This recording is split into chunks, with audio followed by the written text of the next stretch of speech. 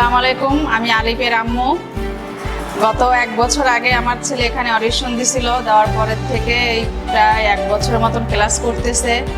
ওর অনেকটাই ডেভেলপ হয়েছে, যেটা আগে ছিল না।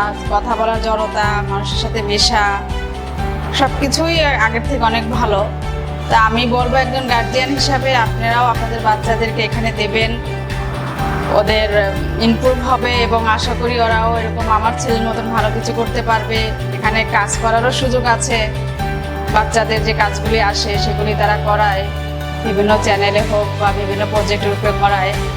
তবে আমি একজন গার্জিয়ান হিসেবে চাবো যে আপনারাও আপনাদের ছেলে মেয়ে নিয়ে এখানে আসেন।